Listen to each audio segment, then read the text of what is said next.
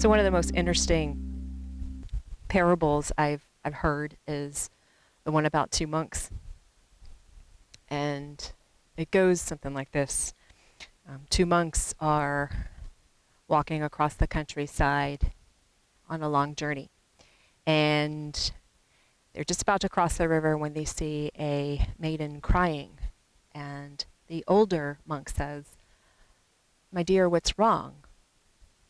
And the maiden says, "I need to cross the river, but I can't. The current is too strong." And I know, yeah, you could probably say, well, then two feminists came by and said, "Let me teach you how to swim." Um, but that's another parable. But ultimately, the younger monk said, just kind of smiled and continued on, knowing that he had taken a vow never to touch a woman. And but the older monk, he actually picked her up and carried her across to the other side. And when they reached the other side, the maiden said, "Thank you very much." And the older monk set her down and went along his way. And several hours later, the younger monk was just still in this very agitated state. The older monk said, what's wrong with you?" And he said, "Look, we took this vow never to touch the woman, and yet you broke those vows in carrying this woman across the river." And he said, the older monk said, "I put her down several hours ago. Why are you still holding her?" And you think about how some people really hold on to regret, and they hold on to something that occurred hours ago, weeks ago, years ago, and they don't have a sense of letting things go. And we can easily get ourselves caught up in this little rut of just holding on to resentment,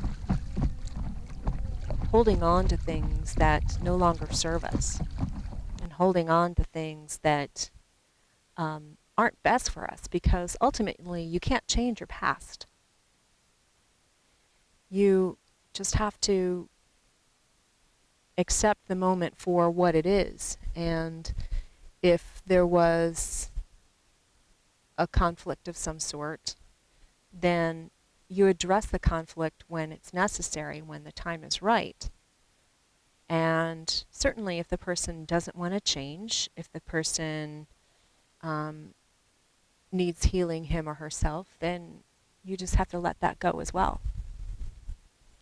And I think a lot of us wait for somebody to come to them and say, "I'm sorry," before forgiveness can occur.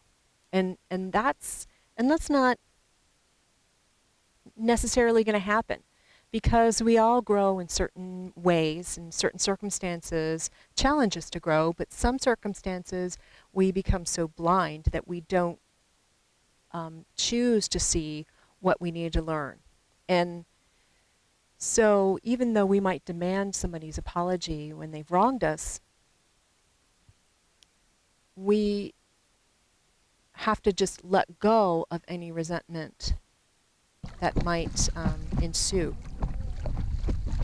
And forgiveness is sometimes just about releasing the resentment and recognizing that you can't wish for a better past.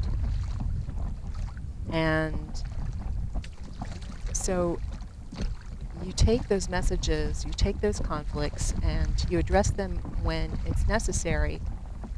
And if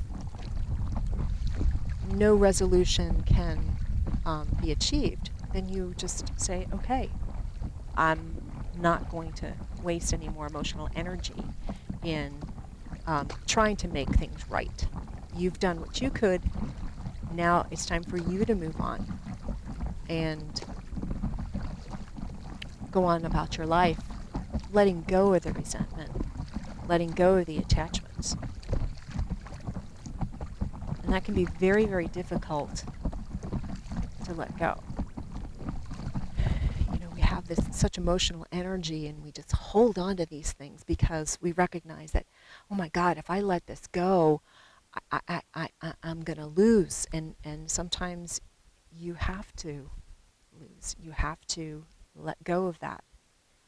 And then with that open hand, you're able to receive the good things and the things that will give you kindness and healing rather than more drama. But still, we like to hold on to those things, and it just gets into your shoulders and your neck and in your back and in your thighs, everything. We hold on to that energy, that negative energy, and wonder why we aren't feeling any inner peace. But then, when you recognize, okay, you know what? I want to get off this roller coaster. I want to get off this drama. I'm ready to let go.